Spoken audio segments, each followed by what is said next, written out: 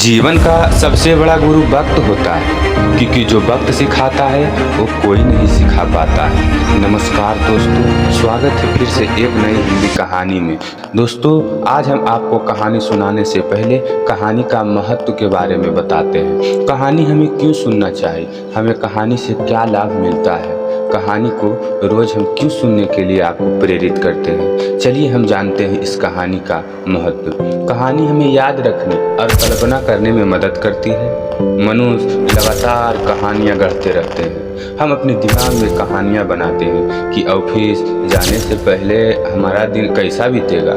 हम अपने आप को उन अद्भुत जगहों के बारे में कहानियाँ सुनाते हैं जिन्हें हम देखेंगे और रोमांच चीज़ें करेंगे, जो हम अपनी छुट्टियों का योजना बनाते समय करेंगे। हम अपने आप को इस बारे में कहानी सुनाते हैं कि लोग हमारे साथ कैसा व्यवहार करते हैं और हम उसके साथ कैसा व्यवहार करते हैं। हम अपनी कहानियाँ हैं, हम अपनी खुद की कहानियाँ हैं। बहुत से लोग इस बात से सहमत नहीं हो सकते हैं कि यह कहानी सुनाना है, लेकिन यह वह जगह है जहां हम में से बहुत से लोग अपनी याददाश्त और कल्पना शक्ति को सीखना शुरू करते हैं। परिवार या संस्कृति में सुनाई जाने वाली कहानियाँ और भी शक्तिशाली हो जाती है, क्योंकि उन्हें साल दर साल साझा किया जाता है, तो इस बात का हिस्सा बन जाती है कि यह हम कौन हैं, हम क्या मानते हैं और हम अपने भविष्य को कैसे देखते हैं। जब हम कहानियाँ को किसी अस्थिर रूप में, जैसे कि किताब, रिकॉर्डिंग या फिल्म या मोबाइल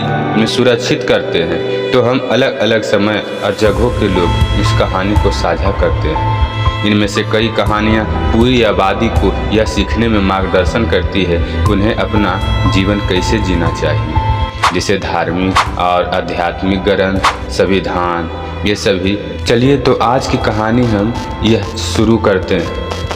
चिड़िया और चींटी की कहानी। बहुत पुरानी बात है। एक जंगल में एक चींटी रहती थी। एक बार चींटी नदी के किनारे पानी पीने गई, तभी उसका पैर फिसल गया और वह नदी में गिर गई। नदी में पानी का बहाव तेज था, इसलिए चींटी पानी में बहने लगी। चींटी पानी से निकलने के लिए बहुत प्रयास कर रही, किंतु पानी को बहाव बहुत तेज होने के कारण पानी से नहीं निकल पा रही थी। तभी आसमान में उड़ती हुई एक चिड़िया की नज़र चींटी पर पड़ी। चिड़िया किसी तरह चींटी को बचाना चाहती थी। तभी चिड़िया को एक युक्ति सूझी और वह एक पत्ता तोड़कर अपनी चोंच में दबाकर लाई और चींटी के पास रख दिया।